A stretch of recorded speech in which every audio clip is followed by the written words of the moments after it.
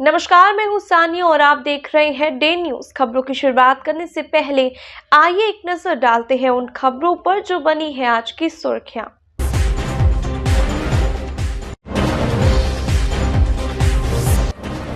खबरा पुरवारी टोला में भीषण चोरी, लाखों के आभूषण और नकदी पर चोरों ने किया हाथ साफ। घटना के बाद से मोहल्ले वासियों में भारी आक्रोश। सीसीटीवी में कैद हुई चोरों की करतूत।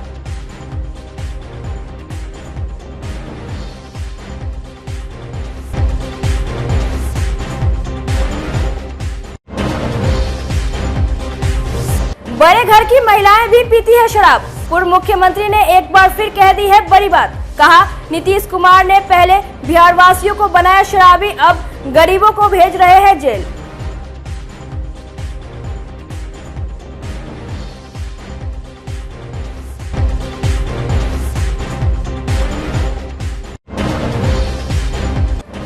और 4 महीने तक एक विधवा का किया शोषण, इंसाफ के लिए दर दर भटक रही है महिला। खुलेआम घूम रहा है आरोपी।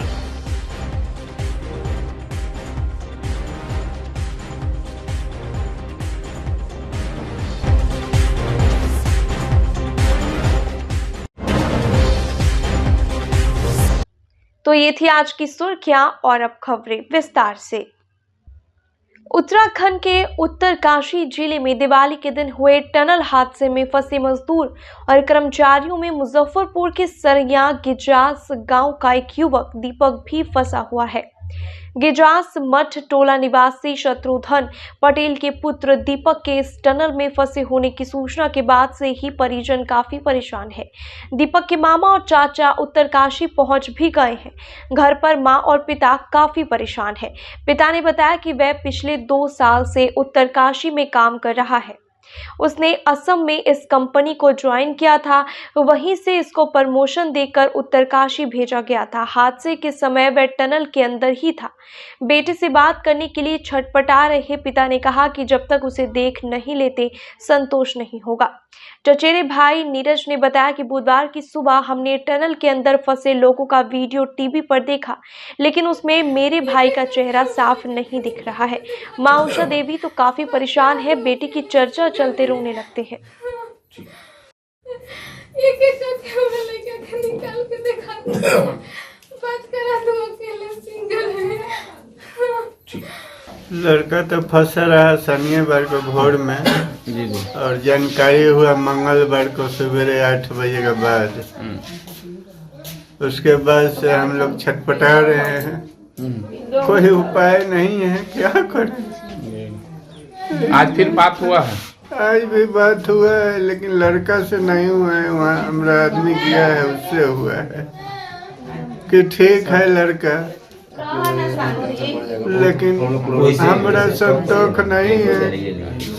जब तक नहीं देखेंगे तब तक कैसे कहें कि हमारा लड़का ठीक है कि नहीं है। जल्द से जल्द हमारा लड़का को निकलवा दीजिए और सब आदमी को। वो मंगलवार के हम लोग को पता पड़ा वो काशीपुर में फंसा हुआ है पहाड़ के गुफा में। तो वहीं के आदमी, उसका स्टाफ जो साथी है, वही फ़ोन किया कि ये फंसा हुआ है। तो उसी दिन इसके बाद घर से 2-4 आदमी गया है, वहाँ जाके बात किया है। जो पाइप द्वारा बोलो बात हो रहा है, आवाज़ मिलता है, सही नहीं आता है। लेकिन आज में फ़ोटो दिखाया है कि वो गुफा के अंदर में लोग है, लेकिन साफा फ़ोटो नज़र नहीं आया है। दीपक कुमार को साफा फ़ोटो नहीं आ रहा है। इसे सरकार से निवेदन है कि वो बच्चा सबको सभी को जल्द से जल्द निकाल दे। यहाँ माँ पिता हम लोग बहुत परेशान है। बिहार के पूर्व मुख्यमंत्री और हम पार्टी के संरक्षक जितन राम मांझी बुधवार को मुजफ्फरपुर पहुंचे। मणिपुर के होटल 5 स्टार इन में आयोजित प्रेस कॉन्फ्रेंस में उन्होंने नीतीश सरकार की शराबबंदी नीति पर जमकर निशाना साधा। मांझी ने कहा कि पहले तो नीतीश कुमार ने जगह जगह शराब की दुकान खुलवा दिया, बाद में 100 चूहे खाकर बिल्ली हज को चली वाली कहावत चरितार्थ हो गई। इस कानून के कारण केवल गरीब तबके के लोग जेल में बंद हैं। मांझी ने आगे बढ़ते हुए यह भी कहा कि बड़े घरों के लोग पति पत्नी दोनों शराब का सेवन करते हैं। कभी रात के 10 बजे के बाद इन लोगों के मुंह में ब्रेथ एनालाइजर लगाइए और देखिए कि स्थितियां क्या है। जनरल डायर का तुलना इसलिए किया है कि आए दिन चाहे गोपालगंज का मामला हो, सीतामढ़ी का मामला हो, आपको समस्तीपुर का मामला हो, या फिर लखीसराय का मामला हो, या फिर मधेपुरा की जैसी बात बोल रहे हैं, फिर कैमूर में एक साथी की हत्या, शम मुसहर की हत्या कर दी गई। कब की? जब वो 4 दिन पहले लिख करके दिया है थाना में कि हमारी हत्या हो सकती है, आप लोग उसको देखें, तो बावजूद भी उनकी हत्या हो गई, कोई देखा नहीं। तो इतनी हत्याएं हो रही है और शराब, विषैली शराब परोसी जा रही है। तो इसीलिए हमने कहा है कि भाई पीसमिल करके लोग क्यों ऐसा लोगों को मार रहे हैं। आप एक बार खड़ा कर दीजिए गरीबों को और डायर ऐसा गोली चला दीजिए, जलियांवाला बाग वाला हो जाए, मर जाए तो अच्छा रहेगा। कारण कि गुजरात मॉडल भी देखा गया होगा, वहाँ शराब बंदी है और महात्मा गांधी जी के नाम पर ही शराबबंदी होती है। तो उस स्टेट में कैसे शराबबंदी है, वहाँ कोई प्रकार की बात विषैली शराब नहीं परोसी जाती, और यहाँ पर कैसे विषैली शराब परोसी जा रही है जिससे लोग मर रहे हैं। और मैं तो यही कहता हूँ कि अपना पाप को धोने के लिए कहा इन्होंने ये किया। देहात में कहावत है कि जो नया पंडित होते हैं वो भर लीलार चंदन लगाते हैं। तो 2005 और 10 और उसके बाद जो इन लोगों ने काम किया था शराब के संबंध में कि हर पंचायत में शराब का लाइसेंस इन्होंने दे दिया था, घर घर शराबें बन रही थी, बिक रही थी। अब सब लोग अभ्यस्त हो गया। अब फिर 2016 में सोचा इन्होंने कि हम अब 100 चूहा खा के बिल्ली चली हज को, तो वही क्रम में ये ऐसा हिसाब लगा दिए हैं कि गरीब लोग ही मारे जा रहे हैं। गरीब लोग आज जितने भी जेल में हैं या कानूनी कार्रवाई के शिकंजे में हैं, 70% गरीब लोग हैं, मजदूर लोग हैं। और बड़े हम तो कहा है, सब दिन कहा है, आज भी आप लोगों से माध्यम से कहता हूँ कि शराब बंद नहीं है। और शराब पीने में जो बड़े लोग हैं, पैसे वाले, रसूख वाले, वे शराब रात में पीते हैं, पति पत्नी पीते हैं। इसलिए हम कहते हैं कि अगर ब्रेथ एनालाइजर जो गरीब मजदूर को लगाते हैं आप 10 बजे के बाद, उनको तो लगाइए, देखिएगा कि क्या हकीकत है। तो उनको नहीं लगा पाते हैं, गरीब लोगों को ही मुंह में ब्रेथ एनालाइजर लगाते हैं और केस मुकदमा कर रहे हैं। तो इसलिए शराब नीति, बालू नीति भी यही है। आज हमारी सभी नदियां ड्राई हो रही हैं, सभी नदियों का पानी खारा होकर आ रहा है और ऐसी स्थिति आ रही है कि ग्राउंड लेवल वाटर जो है डाउन जा रही है। ये है। फिर ताड़ी नेचुरल जूस है, उसमें लाखों मजदूर लोग लगे हुए हैं, छोटे लोग लगे हुए हैं, उसमें कोई बहुत बड़ा तस्कर नहीं होता है। उसको भी इस तरह से बंद कर के गरीब लोगों पर इन्होंने एक तरह से चाल चली है। तो इसी रूप में हमने कहा कि ऐसे ऐसे कारनामा करके जो मजदूर को मार रहे हैं, फंसा रहे हैं, उससे अच्छा है कि खड़ा कर दीजिए लोगों को और चलवा दीजिए गोली जिसमें मर जाएं। प्यार में धोखे की कहानियां अक्सर सामने आती रहती है, जिसे लोग प्यार समझते हैं, कभी कभी वो छलावा भी साबित होता है। ऐसा ही एक धोखा मुजफ्फरपुर में एक विधवा के साथ हुआ है। महिला अब अपनी बच्ची के साथ दर दर की ठोकर खाते हुए पुलिस से न्याय की गुहार लगा रही है। दरअसल पूरा मामला मुजफ्फरपुर के उराई थाना क्षेत्र के घनश्यामपुर का है, जहां के राजू कुमार वर्मा ने छल से मधुबनी जिले की रहने वाली विधवा साधना कुमारी को झांसे में लेकर तरह तरह के सपने दिखाने लगा। पति की मौत के बाद बेटी की जिम्मेदारी के सामने वह विधवा उसके झांसे में आ गई। दरभंगा के श्यामा माई मंदिर में दोनों रीति रिवाज से शादी भी कर ली। उसके बाद मुजफ्फरपुर में पति पत्नी की तरह रहने लगे। कुछ दिनों बाद राजू वर्मा महिला से पीछा छुड़ाने के लिए उसे प्रताड़ित करने लगा। थक हार कर विधवा महिला आयोग के पास पहुंच गई, लेकिन वहां उसे न्याय की उम्मीद नहीं दिखी। इसके बाद आरोपी के घर पर पहुंचकर विधवा ने हाई वोल्टेज ड्रामा किया और अपना हक जताने लगी। राजू वर्मा के कहने पर परिजनों ने महिला को धक्के मारकर बाहर निकाल दिया गया, जिसके बाद औराई थाने पहुंचकर न्याय की गुहार लगाई है। विधवा महिला ने बताया कि पति पत्नी की तरह 4 महीने तक शारीरिक संबंध भी बनाया, अब पीछा छुड़ाने के लिए प्रताड़ित करने लगा है। इस मामले में औराई थानाध्यक्ष रूपक कुमार का कहना है कि महिला को उसके घर पर पुलिस प्रशासन की मौजूदगी में भिजवाया जा रहा है। रविंदर जी पकड़ी के छथिन, नेताजी कोई छथिन, श्याम जी से राजू कुमार वर्मा के चचा छथिन श्याम जी, उनका से अथी बात करेलखिन। फिर उ एलखिन हमरा सबके देखे ला लोहट में, तखने सब जान पहचान भेले। तकर बाद शादी भेले श्यामा माई के मंदिर दरभंगा में। तो शादी के बाद उ लोग गेलखिन मुजफ्फरपुर, राजू कुमार वर्मा कुछ दिन मुजफ्फरपुर में रखलखिन, तो वो शैतानी कर लगलखिन। तकर बाद अत घनश्यामपुर एलिए तो मार पिटाई, खाना नहीं दै छलखिन। दुनू माय बेटा, प्रतिभा देवी माय के नाम छै। तो अब चपले चपले बौआ के हमरा सबके मारै छलखिन। 4 दिन तक खाना नहीं देलखिन, घर से निकाल देलखिन दुनू माय बेटा।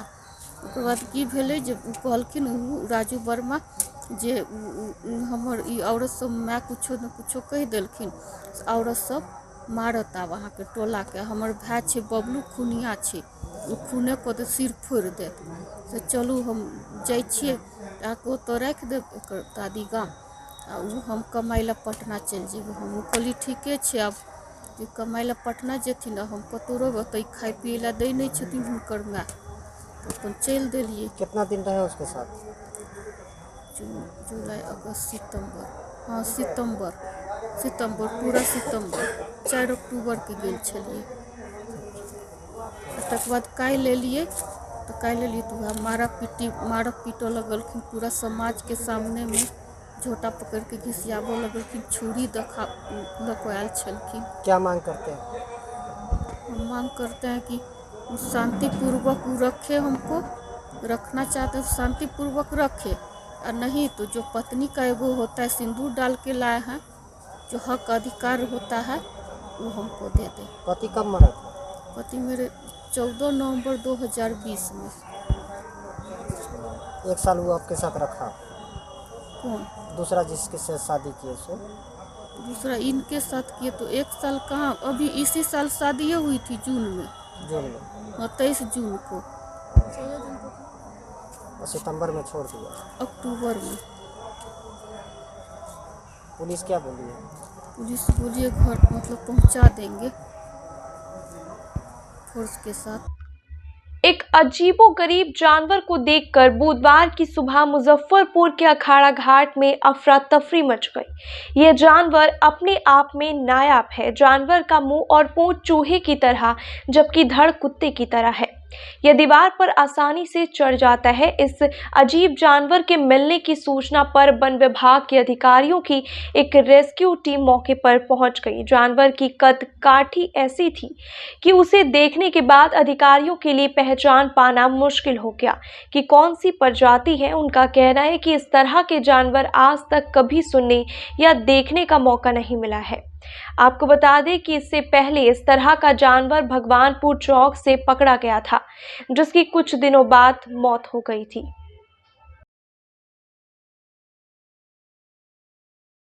जानकारी हुई जानवर के बारे में? बस मैं ऊपर आ रहा था तो चौताल पे था जानवर, तो देख कर भागा बाहर। उसके बाद कितना भी डंडा मारे वो भाग ही नहीं रहा था। पहली बार देखे? जी पहली बार देखी, इसीलिए डर के कॉल किए थे। वन विभाग से बात हो गई है? जी वो लोग बोल रहे हैं कि टीम भेज रहे हैं। मुजफ्फरपुर के कांग्रेस जिलाध्यक्ष अरविंद कुमार मुकुल की माता पूर्व जिला परिषद सदस्य सह सेवानिवृत्त प्रधानाध्यापिका मीरा सिन्हा की द्वितीय पुण्यतिथि पर नगर विधायक विजेंद्र चौधरी ने उनके पैतृक गांव कल्याणपुर में स्मारक का अनावरण किया। विजेंद्र चौधरी ने कहा कि स्मृति शेष मीरा सिन्हा एक शिक्षक की भूमिका निभाने के बाद समाज सेवा की जिम्मेवारी से भी मुख नहीं मोड़ा। अनावरण के मौके पर जिले के दर्जनों नेता सहित औराई के विभिन्न पंचायतों में प्रतिनिधि मौजूद रहे। कार्यक्रम में सकरा विधानसभा के पूर्व कांग्रेस प्रत्याशी उमेश कुमार राम, राशिद चौधरी, लोक क्रांति यादव, केदार सिंह पटेल, आनंद कुमार मोहित सहित कई अन्य नेता एवं जनप्रतिनिधि भी शामिल हुए। 39 प्रधानाध्यापिका सेवानिवृत्त स्वर्गीय श्रीमती मीरा सिन्हा जी के आज दूसरी पुण्यतिथि पे नगर विधायक विजेंद्र चौधरी जी और हमारे मुखिया अरुण ठाकुर जी, उमेश राम जी और सभी गणमान्य व्यक्ति यहाँ पर उपस्थित हैं। आज उनके स्मृति में आज स्मारक का उद्घाटन किया गया है हमारे माननीय विधायक जी के द्वारा। देश के उत्कृष्ट स्वास्थ्य सेवा मुहैया कराने वाली संस्थान क्लिनिक वाला ने अब मुजफ्फरपुर में अपनी सेवाओं का नया केंद्र खोला है। यह कंपनी लोगों को अच्छे डॉक्टर से लेकर जांच और दवाओं तक की उन्नत सुविधाएं प्रदान करेगा। क्लिनिक वाला का ये नया केंद्र दवाईवाला.com मुजफ्फरपुर के निवासियों को एक नया स्वास्थ्य सेवा का स्रोत प्रदान करेगा। यहाँ के लोग अब उन्नत चिकित्सा सेवाओं का लाभ उठा सकते हैं, जो उन्हें बेहतर डॉक्टर से मिलने और उनकी सेहत की देखभाल में सहायता प्रदान करेगी। क्लिनिक वाला के प्रतिनिधियों ने बताया कि उनका मिशन है स्वास्थ्य सेवाओं को सबसे अधिक लोगों तक पहुंचाना और लोगों को उत्कृष्ट चिकित्सा सुविधाओं का अनुभव कराना। कंपनी के निदेशक यशवंत कुमार और फ्रेंचाइजी ओनर संजय कुमार ने बताया कि वह इसे एक नया मानक स्थापित करने के लिए प्रतिबद्ध है, जो सेहत सेवाओं के क्षेत्र में एक नया परिवर्तन और सुधार लाने का प्रयास करेगा। क्या कुछ यहाँ ये कंपनी का नाम है मेडिकल नेटवर्क प्राइवेट लिमिटेड, जिसके 3 वर्टिकल हैं, क्लिनिक वाला, जांच वाला, दवाई वाला। तो यहाँ पे एक ही छत के नीचे दवा, डॉक्टर्स और पैथोलॉजी की सुविधा हम लोग उपलब्ध करवा रहे हैं। ठीक है, ये खुला है बी बाज़ार के सामने आमगोला में। ऑनलाइन का भी? हाँ, ऑनलाइन भी सुविधा भी उपलब्ध है। यहाँ पर आप ऑनलाइन भी पैथोलॉजी के लिए भी ऑर्डर दे सकते हैं, होम कलेक्शन का भी सुविधा उपलब्ध है। और सबसे बड़ी बात है कि जो पैथोलॉजी है वो NABL द्वारा अप्रूव्ड लैब के द्वारा जो जांचवाला.com है उसके थ्रू होता है। तो यहाँ पे एक्यूरेसी के साथ साथ इफ़िशियंसी का भी हम लोग मेंटेन कर रहे हैं। दुकान है दवाईवाला.com से। हमने इसमें एक ही रूप में 3 चीज़ होती है, ये क्लिनिक भी है, पैथोलॉजी भी है, ऑनलाइन भी दवा मिलती है। ये आमगोला रोड अपोजिट बी बाज़ार के सामने ये खोला गया है। यहाँ पर हर सुविधा है। अभी के यहाँ ये क्लिनिक में आप कोई भी डॉक्टर से आप अपॉइंटमेंट लेकर आप दिखा सकते हैं। पैथोलॉजी का घर होम कलेक्शन के सब सुविधा दिया गया है। चोरों के आतंक से मुजफ्फरपुर वासी काफी भयभीत है। आए दिन किसी न किसी घर या दुकान का ताला टूट रहा है। छठ पूजा के दौरान खबरा पुरवारी टोला के एक घर को निशाना बनाते हुए चोरों ने आभूषण और नकदी समेत अन्य कीमती सामान पर हाथ साफ कर दिया। गृह स्वामी मुकेश कुमार छठ पर्व पर सपरिवार गांव गए हुए थे। लौट कर आने पर अपने घर का हाल देख वे हैरान परेशान हो गए। पूरा घर बिखरा पड़ा था। लॉकर से 300 ग्राम सोना और 5 लाख कैश गायब मिला। चोरी की घटना के बाद से मुकेश कुमार का पूरा परिवार सदमे में है। चोरों की करतूत सीसीटीवी कैमरे में कैद हो गई है। सदर पुलिस फुटेज को खंगाल कर चोरों की पहचान में जुट गई है। मुकेश कुमार का जुरन छपरा में वैक्सीन एजेंसी है। उन्होंने कहा कि आकलन के बाद ही कितने की चोरी हुई है यह बताया जा सकेगा।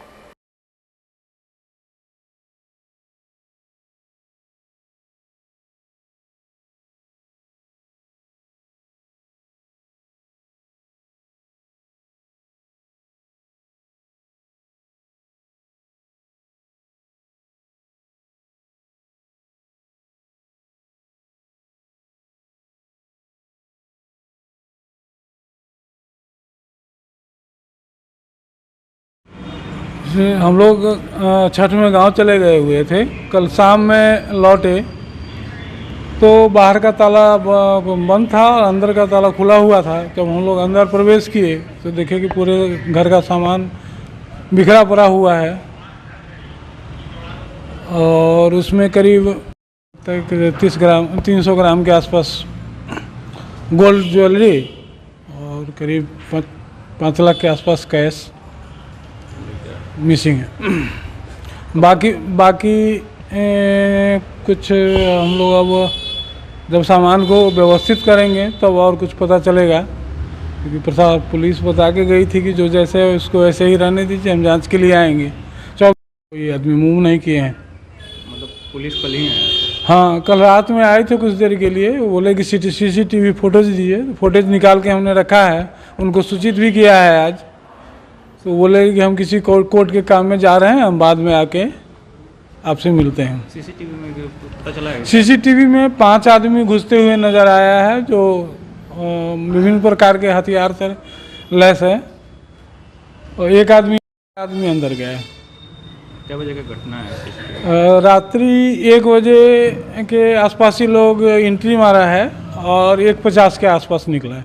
इधर पुलिस गश्ती है, पुलिस गश्ती यदि समय से सही से होती तो फिर इस तरह की दुर्घटना नहीं होती। मेन रोड में है, सदर थाना क्षेत्र है। कौन सा जगह? पूर्व मुख्यमंत्री और हम के संरक्षक जीतन राम मांझी ने कहा है कि नीतीश कुमार पिछड़े जाति और महिला के विरोधी है। ऐसा नहीं होता तो उनके साथ दुर्व्यवहार का खेल नहीं खेलते। बुधवार को मुजफ्फरपुर पहुंचे पूर्व मुख्यमंत्री ने कहा कि आरक्षण के नाम पर नीतीश कुमार ढकोसला कर रहे हैं। उन्होंने कहा कि सत्ता पर 3 दशक तक राज करने वाले बड़े भाई और छोटे भाई की जोड़ी ने बिहार वासियों को सिर्फ छलने का काम किया है। मीडिया से बातचीत में जीतन राम मांझी ने कहा कि बिहार में भ्रष्टाचार चरम पर है, एस्टीमेट का घोटाला किया जा रहा है। दक्षिणी बिहार में तर्पण और उल्टी गंगा बहाने के नाम पर 6000 करोड़ और पुराने म्यूजियम से नए म्यूजियम में अंडरपास बनाने के नाम पर 5200 करोड़ के बेवजह खर्च किए जा रहे हैं। पूर्व मुख्यमंत्री ने कहा कि बिहार का प्रशासन नीतीश कुमार से नहीं संभल रहा है, बेहतर हो कि वे इस्तीफा दे दे। प्रेस कॉन्फ्रेंस में हम पार्टी के प्रदेश उपाध्यक्ष संजय आलम, प्रदेश सचिव रेखा देवी, जिला अध्यक्ष शरीफुल हक, महिला प्रकोष्ठ की जिला अध्यक्ष स्नेहलता पांडे सहित कई अन्य नेता एवं कार्यकर्ता मौजूद रहे। एकदम लगता है जब दलित विरोधी अगर नहीं रहते तो जीतन मांझी को ऐसा क्यों करते। दलित विरोधी अगर नहीं रहते तो 3.7% रोस्टर नियम लागू होने के बाद हमारा रिप्रेजेंटेशन है 18 साल इनका और बड़े भाई का 15 साल, 33 साल के सरकार में क्यों नहीं उसको पूरा किया बैकलॉग। दूसरी चीज़ है कि अन्य सर्विसेज में 16% मेरा आरक्षण था। 16% का आरक्षण जांच के लिए बिहार विधानसभा में हमने मांग किया था कि एक कमीशन बनाइए, जैसे मुंगेरी लाल का कमीशन 56-57 में बना था, यही जांचने के लिए कि शेड्यूल कास्ट का क्या है क्वांटम। इसलिए कि बाबा भीमराव अंबेडकर ने जब आरक्षण की बात की थी तो कहा था कि हर 10 वर्ष में समीक्षा होनी चाहिए, तो ये समीक्षा नहीं करवा रहे हैं, डर से नहीं करा रहे हैं कि यहाँ तो है नहीं रिजर्वेशन, तो ये शेड्यूल कास्ट के दोस्त हैं, ये तो दुश्मन है। जो दुश्मन है पहले की सरकारों ने क्या कराया था समीक्षा? जैसे 33 साल से कराया, 33 साल की बात छोड़िए ना, साथ में से तो कितना हम लोग कह रहे थे, हम लोग भी कहते थे, बात करते थे, विधानसभा में प्रोसीडिंग है। मेरा कहना जिसके हाथ में सत्ता है वो ना 1 साल रहे, 2 साल रहे, 3 साल रहे तो एक बात भी है। 33 साल से दोनों भाई, बड़े भाई छोटे भाई हैं। छोड़िए, पुराने ज़माने में तो हम नंगे थे, तो इसका मतलब हम नंगे रहे हैं आज। तो इसीलिए हम कहना चाहते हैं कि ये शेड्यूल कास्ट के विरोधी हैं, महिलाओं के विरोधी हैं और यहाँ भ्रष्टाचार चरम सीमा पर है। एस्टीमेट घोटाला हो रहा है, भारत सरकार पैसा दे रही है, उसका ये उपयोग नहीं कर रहे हैं। नया म्यूजियम से पुराना म्यूजियम में अंडरपास बना रहे हैं 5200 करोड़ रुपये का। क्या ज़रूरत है उसकी भाई? हमारे दक्षिणी बिहार में उल्टी गंगा बहाने के नाम पर 6000 करोड़ रुपया खर्च कर रहे हैं, जाके वहाँ तर्पण के लिए पानी की बात है, जबकि इंद्रपुरी से पानी 700 करोड़ में आ रहा था। ये सारी बात है, इसके चलते बिहार का प्रशासन इनसे नहीं संभल रहा है। इसीलिए आप लोगों के माध्यम से हम चाहते हैं कि वो त्याग पत्र दे दें, तो रही सही जो भी उनको इज्जत है बच पाएगी, नहीं तो जो 2005 से 2010 में इन्होंने इज्जत कमाई सब मटिया मेट हो जाएगा।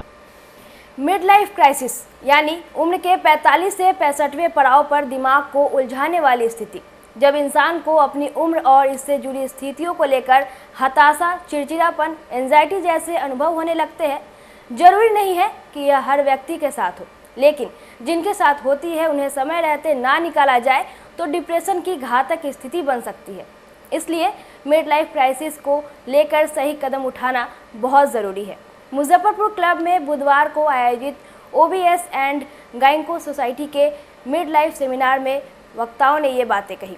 Mid life committee Bihar Jharkhand की चेयरपर्सन डॉक्टर वर्षा ने बताया कि मिड लाइफ में महिला और पुरुष दोनों को उम्र के बढ़ने का मतलब जिंदगी का लक्ष्य खत्म हो जाना नहीं हो जाता है। यह तो एक प्राकृतिक प्रक्रिया है जिसे होना ही है। ऐसे में कुछ बातों पर गौर करके इससे बचा जा सकता है। एंड एक्चुअली हमें ये बताना था इस प्रोग्राम के से कि मिड लाइफ जो होता है वो 40 to 65 इयर्स एज ग्रुप में को कहा जाता है, और ये मिड लाइफ जो होता है that is the most important phase of women's और मेंस लाइफ, बिकॉज इस एज ग्रुप में हमें बहुत सारे प्रॉब्लम्स दिखते हैं जो फिजियोलॉजिकल होते हैं, जिसे हमें एक्सेप्ट करना है और हमें आगे बढ़ना है, जैसे कि मेनोपॉजल सिम्टम्स जो कि मोस्ट कॉमनली फीमेल्स में देखा जाता है, और उस मेनोपॉजल सिम्टम्स को हमें एक्सेप्ट करना है जो कि फिजियोलॉजिकल होता है, एस्ट्रोजन डेफिशिएंसी से होता है, और हमें बहुत सारे तरीके बताए गए यहाँ पे कि हमें कैसे आगे बढ़ना है इस मेनोपॉज को लेकर। हमें डिप्रेस नहीं होना है, हमें एग्रेसिव नहीं होना है, we have to concentrate on ourselves, we have to focus on ourselves, because till 40 years हम लोग रिस्पॉन्सिबिलिटी से घिरे होते हैं, बट आफ्टर 40 ईयर्स हमें अपने ड्रीम्स को फिर से रिजुविनेट करना है और हमें अपने लिए जीना है, और हमें अपने हेल्थ इश्यूज़ पे बहुत ज़्यादा ध्यान देना है। और इस एज ग्रुप में सर्वाइकल कैंसर और ब्रेस्ट कैंसर बहुत कॉमन होते हैं फीमेल्स में, जो कि हमें ध्यान देना है। सर्वाइकल कैंसर स्क्रीनिंग और वैक्सीनेशन पे ध्यान देना है, और ब्रेस्ट स्क्रीनिंग जो कि सेल्फ एग्जामिनेशन है उस पे ध्यान देना है। सो मिड लाइफ क्राइसिस को हमें क्राइसिस के रूप में नहीं देखना है। It is not a crisis, it is an opportunity to lead a good life for ourselves, और इसे हमें एक गोल्डन पीरियड ऑफ लाइफ मान के चलना है। और बिकॉज दिस मिड लाइफ से हमें निखरना है, हमें बिखरना नहीं है, because this mid life is a golden period for all females in the world. Thank you so much. Muzaffarpur Bhajpa Garibnath Nagar मंडल की ओर से बुधवार को मिठनपुरा रोड के वृद्धाश्रम में रह रहे वृद्धजनों के बीच मंडल के अध्यक्ष धीरज सिंह का जन्मदिन मनाया गया। वृद्धजनों को भोजन कराया गया। मंडल अध्यक्ष धीरज सिंह ने कहा कि कोई भी खुशी का ओकेजन हो तो उनके साथ ही मनाइए, जिससे इन्हें घर और परिवार की कमी ना खले। मौके पर पार्टी के कई नेता और कार्यकर्ता मौजूद रहे। जन्मदिन के मौके पे वृद्धा आश्रम में आके वृद्ध लोगों के साथ जन्मदिन मनाने का जो एक बहुत पहले से बचपन से वृद्धों के प्रति मेरे मन में कहीं ना कहीं बहुत कुछ रहा है, वो मौका आज मिला है। और आके यहाँ आने के बाद बहुत तकलीफ़ भी होती है बहुत कुछ देख के, लेकिन फिर भी मन में बहुत दिनों से निश्चय करके रखा था कि इस बार अपना जन्मदिन को वृद्धा आश्रम में वृद्ध लोगों के संग मनाएंगे।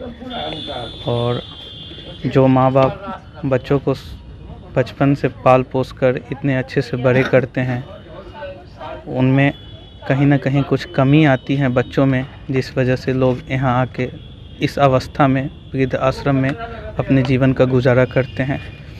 तो युवाओं को बढ़ चढ़ के आगे आना चाहिए, और जब युवा आगे आएंगे तो एक समाज में मैसेज जाएगा, ताकि कोई भी बेटा बेटी ये साहस न कर सके कि उनके घर का कोई व्यक्ति किसी वृद्धा आश्रम में पहुँचे। आज की खबरों में बस इतना ही। कल फिर मिलेंगे कुछ नई खबरों के साथ। तब तक के लिए डी न्यूज़ परिवार को दीजिए इजाजत। नमस्कार।